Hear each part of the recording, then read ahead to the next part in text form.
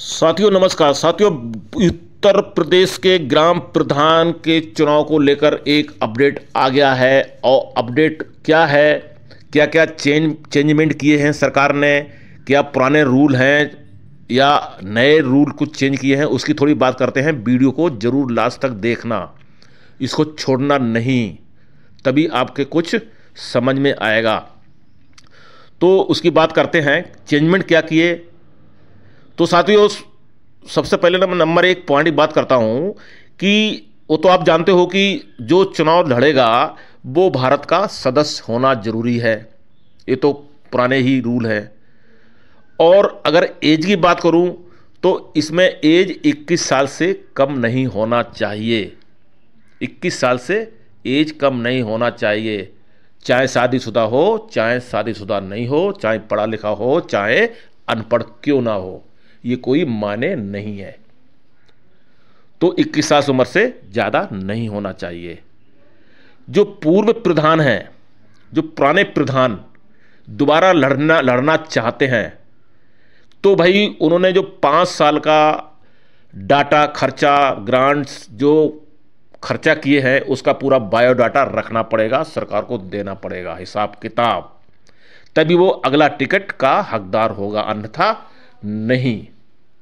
तो भाई अपना डाटा संभाला रख लेना, पूरा बायोडाटा, कहाँ खर्चा किया, कहाँ विकास किया, कहाँ नहीं किया, किस में खर्चा किया, किस में नहीं किया, तो ये अपना हिसाब किताब पूरा साथ में रखना है और सरकार को देना है, तभी आप आगे नए टिकट के लिए विचार कर सकते हो, अन्यथा नहीं।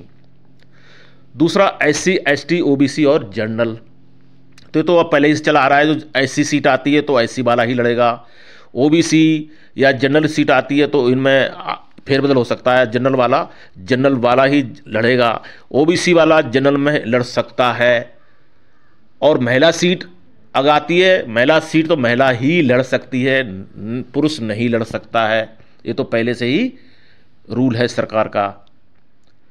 दूसरा, बच्चे 2 होना चाहिए अगर मैरिड है तो, ये थोड़ा चेंजमेंट किया है, क्योंकि ग्राम प्रधानों के लिए ये लागू है, बाकी नेता मंत्री विधायक उनके लिए ये लागू नहीं है, क्योंकि चाहे 2 4 10 15 20 जितने बच्चे हों उनके लिए कोई रूल नहीं है, लेकिन ग्राम प्रधानों के लिए ये रूल लागू है।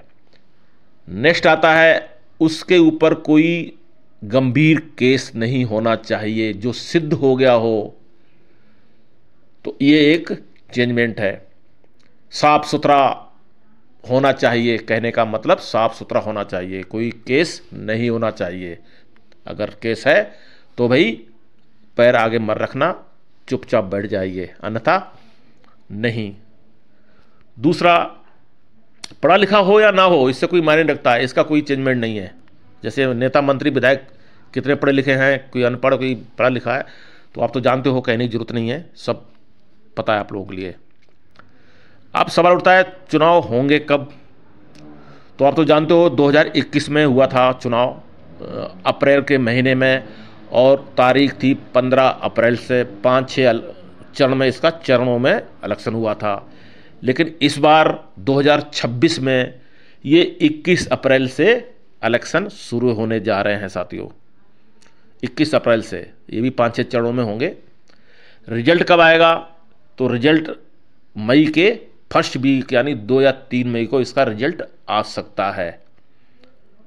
तो तैयारी कर लीजिए, 1 साल है, 4 साल अभी निकल गए हैं, 1 साल तो ज़्यादा समय नहीं बचा है। खिलाइए पिलाइए जो भी है, अभी से आप दावत दीजिए, कुछ भी करिए, लग जाइए, तो ज़्यादा समय नहीं बचा है अभी फिलहाल।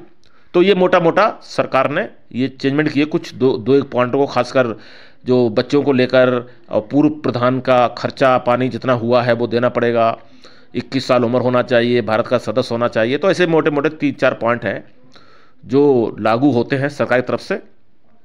और 21 नेक्स्ट ईयर मतलब 2026 में इसका इलेक्शन होगा, 1 साल बचा है, ज़्यादा समय नहीं बचा है साथियों। ये है मोटा